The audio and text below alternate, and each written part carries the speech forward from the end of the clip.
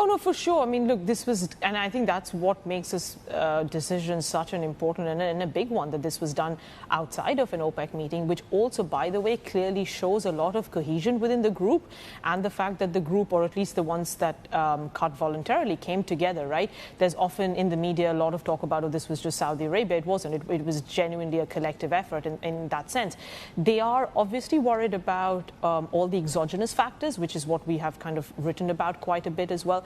What's happening to oil prices, or rather what happened to oil prices over the last 3 weeks, was nothing to do about oil fundamentals. It had everything to do with the banking crisis and the fears that brings with it. We also had a huge increase in short positions in the market, and that is something that OPEC are very keen to stomp out, right? This isn't, they want to provide that stability, provide that floor to markets, saying, look, if there are exogenous shocks, fine, but we are here to defend that price or defend a floor.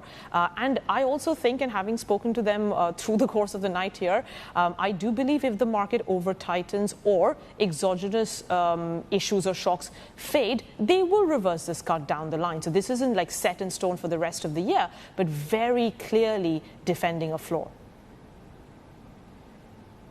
I know Hadley's going to ask you about the political implications, but before we get to that, let's talk about some of the technicalities, I guess. What do you think this cut is going to mean for market balances moving forward, and where is it ultimately going to leave prices?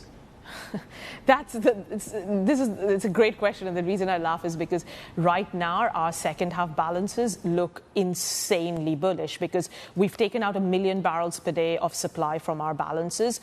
The Russian cuts were already in our numbers. The total notional cut is about 1.65 million barrels per day, but we've reduced our supplies by about 1 million now.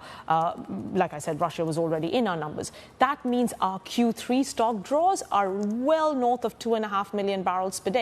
That's obviously not going to happen, but that has huge implications. The reason I say that's not going to happen is because either prices have to go up and you will have to get a demand to come out to balance the market, or the market exogenous factors will fade and OPEC will reverse their own cuts, and we won't get these kind of draws, because these draws are not sustainable. The market's already starting to draw. We've seen counter-seasonal draws in March. So the pure oil fundamentals are okay. They're not bullish, but they're okay.